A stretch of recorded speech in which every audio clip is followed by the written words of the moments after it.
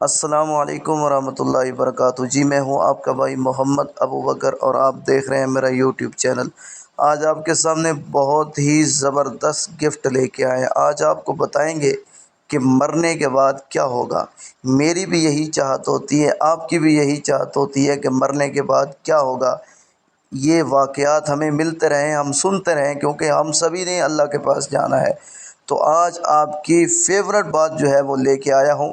حضرت ابو ہریرہ رضی اللہ تعالیٰ عنہ فرماتے ہیں کہ رسول اللہ صلی اللہ علیہ وسلم نے فرمایا، جب میت دفن کی جاتی ہے تو اس کے پاس دو سیاہ کیری آنکھوں والے فرشتے آتے ہیں۔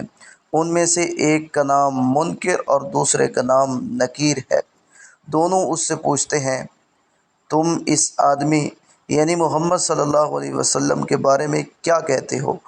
وہ وہی کہے گا جو دنیا میں کہا کرتا تھا، یعنی محمد صلی اللہ علیہ وسلم اللہ کے پیارے بندے اور اللہ کے رسول ہیں۔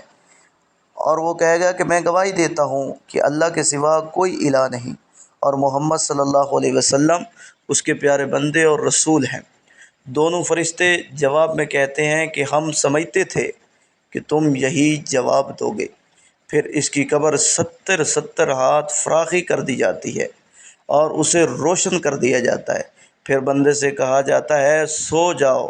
وہ کہتا ہے کہ میں اپنے اہل و عیال میں واپس جا کر انہیں اپنی مغفرت کی خبر دینا چاہتا ہوں۔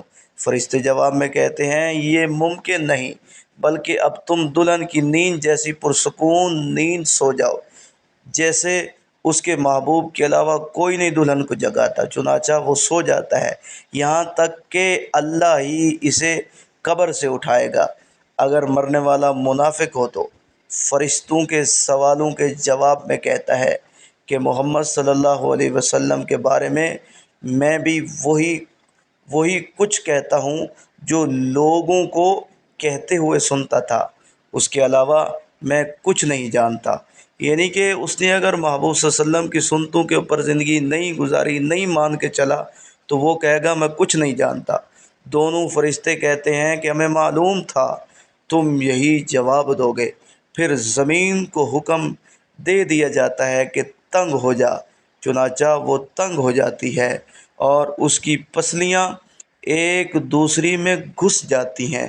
منافق اپنی قبر میں قیامت تک اسی عذاب میں مبتلا رہے گا۔ اللہ رب العزت ہمیں بھی عذاب قبر سے بچائے اور پیارے محبوب صلی اللہ علیہ وسلم کا سچا عاشق بنائے اور پیارے محبوب صلی اللہ علیہ وسلم کی صحیح طریقے سے اتباع کرنے کی توفیق عطا فرمائے۔